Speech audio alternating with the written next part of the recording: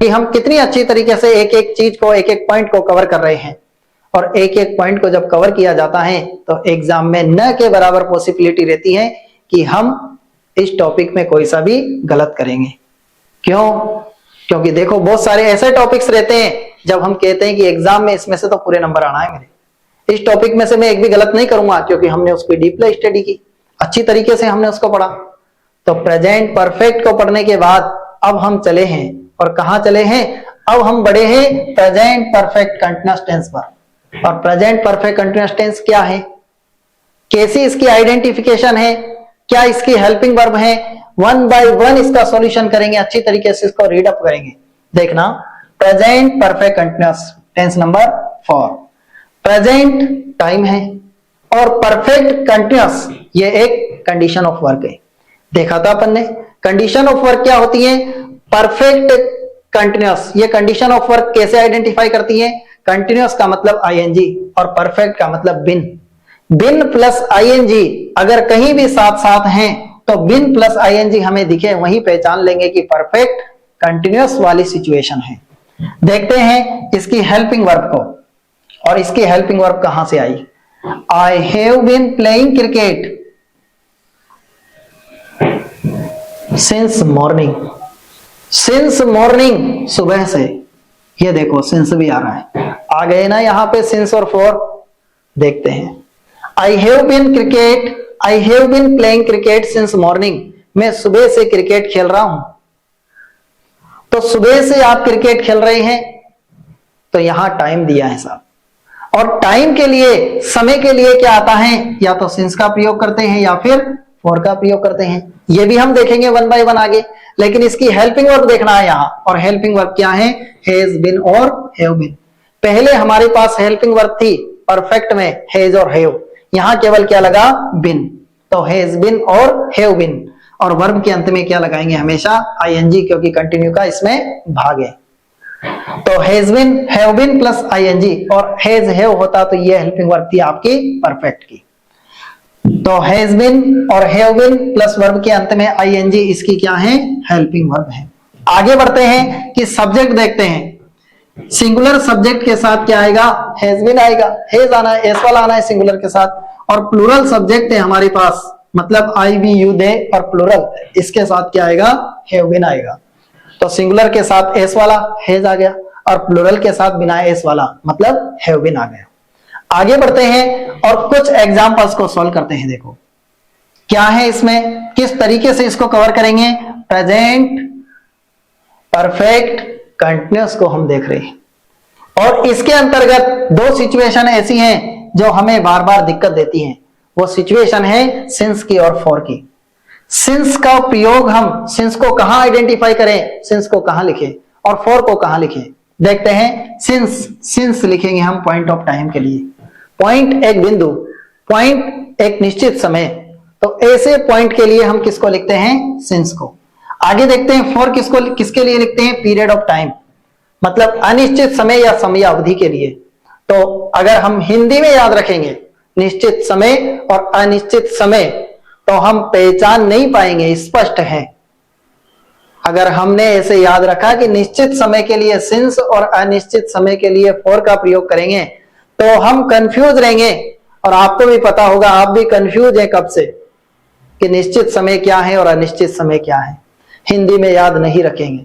याद कैसे रखेंगे? देखो आप इस चीज से याद रखेंगे, point of time and period of time.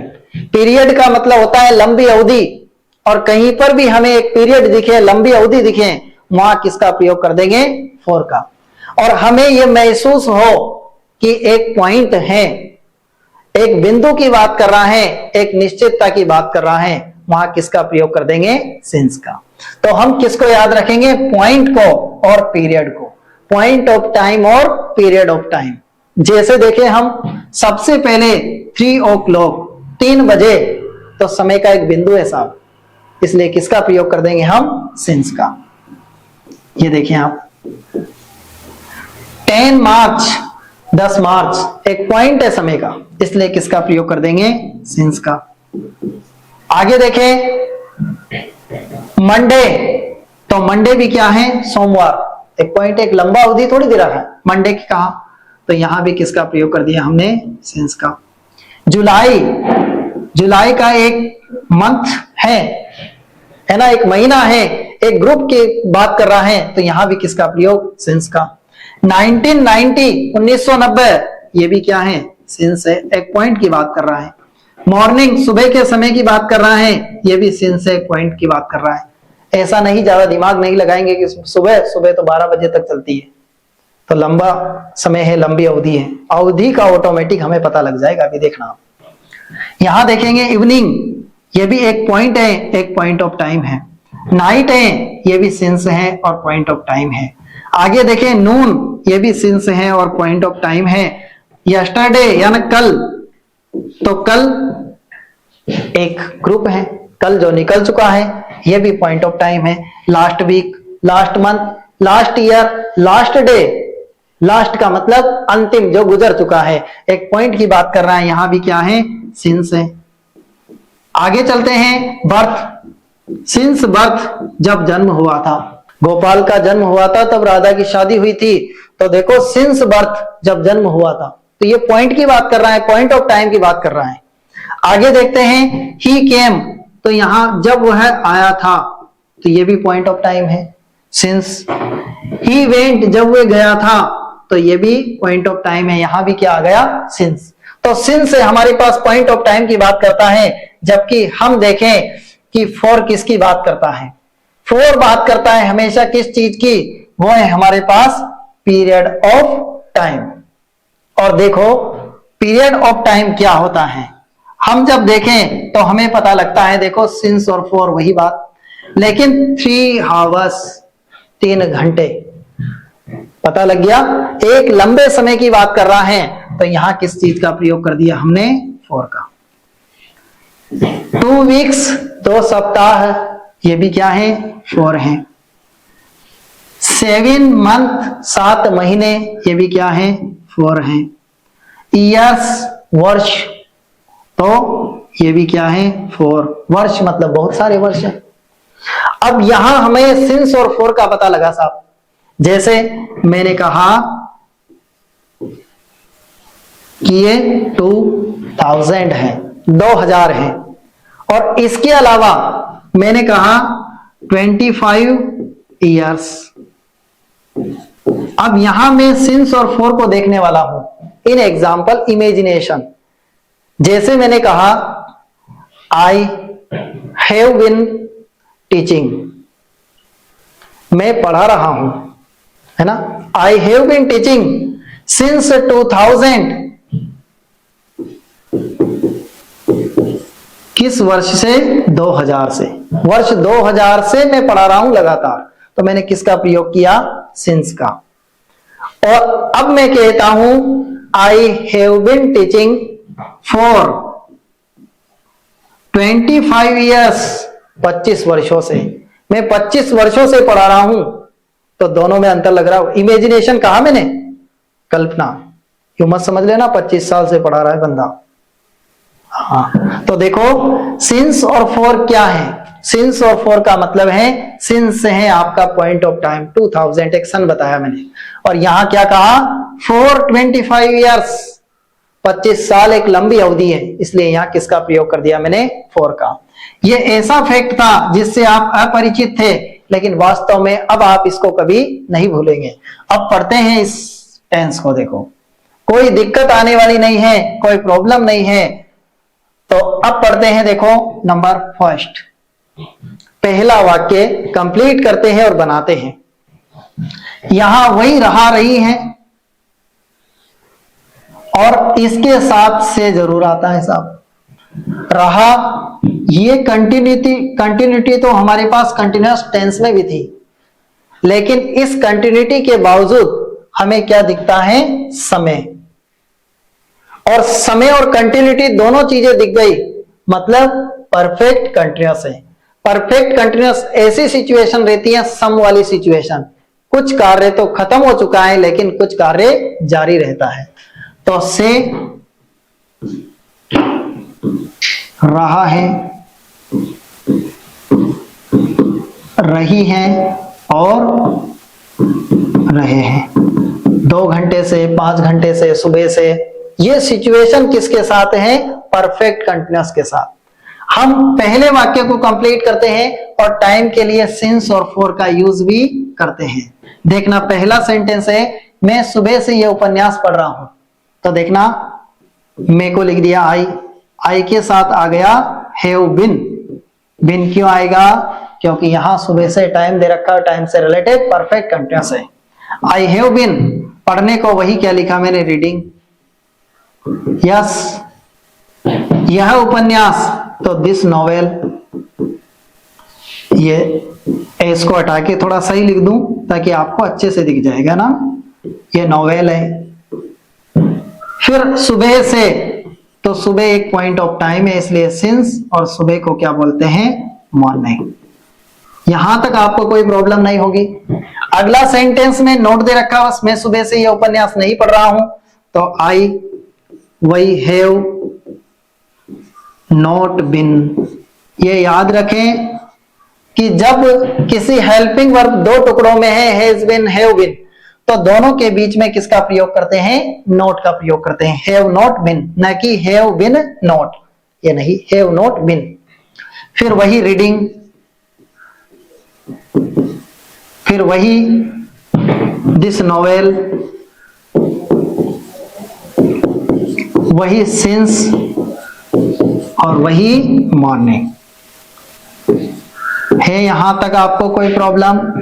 इसका मैं एक और बनाता हूं साहब, इंट्रोगेटिव। इसमें हेल्पिंग वर्ब आगे आ जाएगी, बस क्या हो गया? हैव, आई, वही नॉट बिन।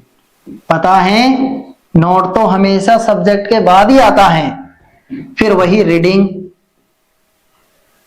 वही दिस नॉवेल, ये नॉवेल हो गया, वही सिंस, और वही मॉर्निंग है। यहां तक अभी भी कोई प्रॉब्लम आपको? ये क्वेश्चन मार्क। आगे बढ़ते हैं और अंतिम सेंटेंस को भी कंप्लीट करते हैं, लेकिन अंतिम के बाद एक और सेंटेंस है, उसको भी कंप्लीट करेंगे। देखते हैं, हैव, आई, मैं सुबह से यह उपन्यास पढ़ रहा हूं। यहां नेगेटिव नहीं है ना, तो इसको तो मैं हटाता हूं साहब, ये, क्योंकि नोट तो इसमें है ना। तो देखते हैं, आई और ये not complete. Been, reading, this novel, ये दिस, ये एस, देखो एस को सही लिख देते हैं, ये नॉवेल, वही सिंस, और वही मॉर्निंग। तो 4 तरह के मैंने सेंटेंस बनाए हैं टोटल। इन 4 सेंटेंस में हमने क्या देखा? सबसे पहले सिंपल देखा, नेगेटिव देखा, इंट्रोगेटिव सेंटेंस देखा लेकिन बिना नोट वाला, जिसमें नहीं है, और इसके बाद ऐसा सेंटेंस देखा जिसमें इंट्रोगेशन भी है और नेगेशन भी है, इंट्रोगेटिव भी और नेगेटिव भी है। 2 तरह का सेंटेंस है। अब इन सेंटेंस को देखने के बाद एक और सेंटेंस दिया है जो व्हाट से बनाना है। क्या लगाना है? व्हाट लगाना है। चलो व्हाट लगाते हैं। देखो, व्हाट के बाद हेल्पिंग वर्ब आएगी। मैं सुबह से क्या पढ़ रहा हूं? क्या पढ़ रहा हूं? नोवेल पढ़ रहा हूं। तो इस नोवेल को मैं हटा देता हूं, है ना, आंसर को हटा दिया, क्वेश्चन बनाना है। व्हाट के जस्ट बाद क्या आएगी? आपके हेल्पिंग वर्ब। तो हेल्पिंग वर्ब क्या है इसमें? हैज बिन या फिर हैव बिन। तो 2 में से मेरे को एक हेल्पिंग वर्ब का यूज करना है, लेकिन सब्जेक्ट के अनुसार। यहां मैं है तो मैं के लिए क्या लिख दिया मैंने? आई, और आई के साथ क्या आएगा? अब किसको हटाता हूं मैं? मुझे हटाना है हैज बिन को। केवल क्या आएगा? हैव बिन, क्योंकि आई के साथ क्या लिखूंगा मैं? Have been. लेकिन जब हैव बिन भी मैं लिख रहा हूं, इसके बाद आगे चलते हैं। ये बिन है, ये एक टुकड़ा भी कहां आएगा? सब्जेक्ट के जस्ट बाद में। कंप्लीट है। देखो यहां भी ऐसे ही लिखा। फिर पढ़ना, तो इसको क्या लिख दिया मैंने? रीडिंग लिख दिया, क्योंकि किसको बता रहा है? कंटिन्यूटी को बता रहा है, और ये आपका सेंटेंस बना। लेकिन एक चीज और है, सुबह से, तो सिंस मॉर्निंग को भी तो लिखेंगे, इसको क्यों भूले? ये सिंस मॉर्निंग है, देखो ये सिंस और ये मॉर्निंग है। यहां तक कोई दिक्कत? इमेजिन दैट ये मॉर्निंग है। अब हमने पूरे सेंटेंस को कवर अप किया, पूरे सेंटेंस को बनाया, तो पूरा सेंटेंस हमारा क्या बना? पूरा सेंटेंस हमारा ये बनता है, देखो हम एक बार और इसको लिखते हैं, और क्या सेंटेंस बना? What have I been reading since, और ये मॉर्निंग। ये पूरा सेंटेंस कवर कर दिया, पूरा सेंटेंस बना दिया, और इस तरह के आपके फ्रेमिंग क्वेश्चन से रिलेटेड आते हैं क्वेश्चन बनाने वाले। तो what have I been reading since morning, इसको कंप्लीट कर दिया। Correct form of the verb, ये correct form of the verb हमें क्या क्या बताती है, किन चीजों के बारे में हमें बताती है, देखते हैं। ऐसी घटनाएं जो पास्ट में स्टार्ट हुई हो, कार्य पूरा न होने की वजह से अभी भी निरंतरता में है, देखा था अपन ने। सम की सिचुएशन है सम। ऐसी घटना जो पास्ट टाइम में स्टार्ट हुई है, थोड़ी बहुत हुई है और अभी भी वो घटनाएं जारी हैं, उसके लिए, निरंतर घटनाओं के लिए हम प्रेजेंट परफेक्ट कंटीन्यूअस टेंस का यूज कर रहे हैं। और देखें हम तो सिंस और फॉर इसमें टाइम से रिलेटेड वर्ड है, और इनके लिए किसका प्रयोग हो रहा है? हैज बीन और हैव बीन का प्रयोग हो रहा है। जब हम आगे देखें तो इसके कुछ सेंटेंस आ रहे हैं, और इसके सेंटेंस को फिल इन द ब्लैंक्स कैसे करेंगे? यहां देखो, सिंस या फॉर दे रखा है और उसके साथ टाइम है। इसको देखकर मैं क्या फिल अप कर दूंगा? यहां पे लिखूंगा मैं हैज बिन, और क्या लिख दूंगा? ईटिंग। ये ईटिंग लिख दिया, complete. He has been eating food for 10 days, वह 10 दिनों से खाना खा रहा है, अभी भी खा रहा है, और पिछले 10 दिन गुजर चुके हैं, तो कुछ पहले हुआ है और कुछ घटना अभी घटित हो रही है। आगे देखेंगे आई, तो आई के साथ में प्रयोग करूंगा प्ले का, लेकिन देखो यहां भी देखो सिंस या फॉर आइडेंटिफिकेशन वर्ड है, और इसको देखकर मैं क्या भर दूंगा? आई के साथ हैव, वही बिन, और इसके बाद प्लेइंग। ये ऐसी सिचुएशन है, ऐसी घटनाएं हैं जो पास्ट में स्टार्ट हुई और प्रेजेंट में अभी भी जारी हैं।